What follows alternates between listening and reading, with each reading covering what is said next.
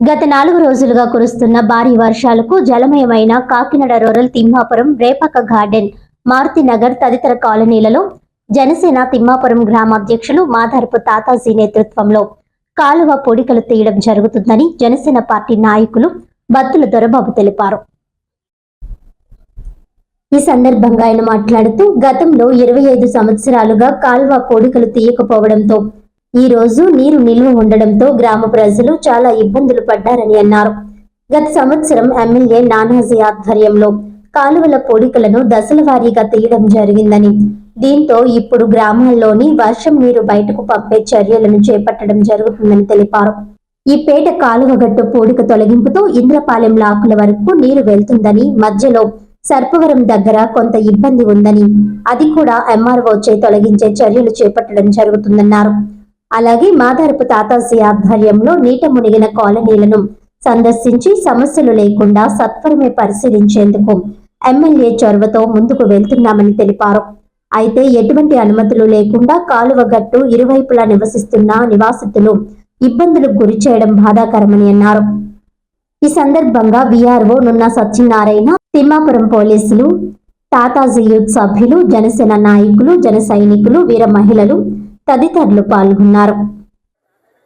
అందరికీ నమస్కారం. గడిచిన 4 రోజులుగా కురిసిన విస్తారమైన వర్షాల వల్ల కాకినాడ రూరల్ మండలం తిమ్మాపురం గ్రామంలోని రేపక గార్డెన్, అవంతి నగరు మరియు మారుతి నగరు ఈ పరిసర ప్రాంతాలన్నీ కూడా నీటమయం కావడం జరిగింది.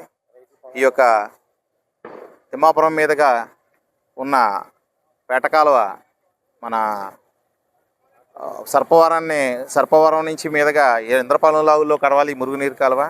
ఈ మురుగునీరు కాలువ సరైన సదుపాయం లేక వల్ల ఈ యొక్క ప్రాంతాలన్నీ కూడా నీటికి మునిగిపోతున్నాయి. గత 25 సంవత్సరాలుగా ఇదే పరిస్థితిలో ఈ యొక్క కాలువ ఏర్పాటు చేయడం జరుగుతుంది. గత సంవత్సరం నానాజీ గారు వచ్చిన తర్వాత లాస్ట్ ఇయర్ మామూలుగా ఈ చివరి నుంచి ఆ చివరి వరకు కూడా గురబడెక్క తీయించి ఈ కాలువని రైట్ చేయడం జరిగింది. ఆయన ఇప్పుడు విస్తారం కురిసిన వర్షాల వల్ల ఈ యొక్క కాలువ పారకపోవడం వల్ల ఈ యొక్క ప్రాంతాలన్నీ కూడా మునిగిపోవడం జరుగుతుంది. గత 25 సంవత్సరాలుగా మునిగిపోతున్నా సరే ఏ నాయకులు కూడా ఇప్పుడు పట్టించుకోలేదు. ఈ యొక్క అప్పట్లో 2010లో చిరంజీవి గారు ఈ యొక్క పరిసర ప్రాంతాలకు అన్నిటికీ వచ్చి మునిగిపోయిన ప్రాంతాలు ఉన్నప్పుడు చూసినప్పుడు కూడా చిరంజీవి గారికి దీంట్లో పడిపోవడం కూడా జరిగింది. అప్పటి నుంచి ఇప్పటి వరకు ఇక్కడ ఉన్న నాయకులందరూ కూడా ఏ పార్టీ అధికారంలో ఉంటే ఆ పార్టీ అధికారంలో ఉన్న నాయకులు ఇక్కడ పరిపాలన చేస్తున్నారు. వాళ్ళు ఎవరో కూడా 25 సంవత్సరాల్లో ఈ కాలువ మీద ఒక్క పార మట్టి బయటికి తీయించి చేసిన దాఖలాలు లేవు. పైగా రాజకీయ లబ్ధి కోసం ఇప్పుడు ఏం చెప్తున్నారంటే కూటమి ప్రభుత్వం వచ్చిన తర్వాత ఆక్యుపేషన్లో జరిగిన వాళ్ళ కాలువ మూసిపోయింది అంటున్నారు. నేను ఖచ్చితంగా ఛాలెంజ్ చేస్తున్నాను. 2024 నాటి గూగుల్ ఫొటోస్ తీద్దాం. ఈ కాలువ మీద ఎవరి హయాంలో ఈ 25 ఏళ్లలో ఎవరి హయాంలో అక్రమానికి గురి అయ్యాయో మేము బహిరంగ చర్చకు సిద్ధం. మీరు సిద్ధమా? ఎందుకంటే 2024 గూగుల్ ఫొటోస్ తీసుకొద్దాం, ఇప్పుడు గూగుల్ ఫొటోస్ తీసుకొద్దాం. ఎవరి హయాంలో ఈ యొక్క కాలువ మీద ఆక్రమణకు గురయ్యాయి, ఎవరి హయాంలో ఈ ప్లాన్స్ ఇచ్చారు, కాలువ పీడబ్ల్యూసీ పర్మిషన్ లేకుండా బిల్డింగ్ ప్లాన్స్ ఎవరి హయాంలో ఇచ్చారు, ఏ విధంగా జరిగిందన్న దాని మీద చర్చకు సిద్ధం.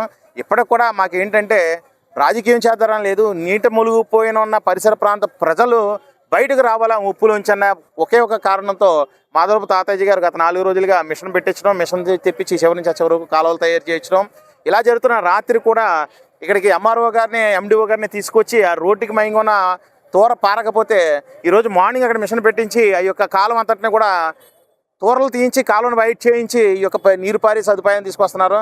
కాలువ మీద ఉన్న ఆక్రమణలు ఏమైనా అన్నీ కూడా తొలగించుకుంటా ఈ యొక్క నీరు పారే విధంగా రైట్ చేసుకుంటున్నారు. ఇది మానవతా దృక్పథంతో చేసే పని తప్ప రాజకీయ అవసరాల కోసం చేసే పని కాదు. ఇది దృష్టిలో పెట్టుకుని ప్రతి ఒక్కరు కూడా స్పందించాలని కోరి ప్రార్థిస్తున్నాం.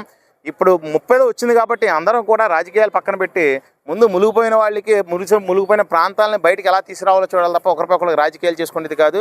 ఇది గమనించి ప్రజలందరూ కూడా గమనించి తెలుసుకోవాలని చెప్పేసి తెలియజేస్తున్నాం. ఈరోజు కూడా మార్నింగ్ నుంచి కూడా మిషన్ పనిచేస్తుంది. ఇప్పుడు నీరు బయటికి దిగడం జరిగింది.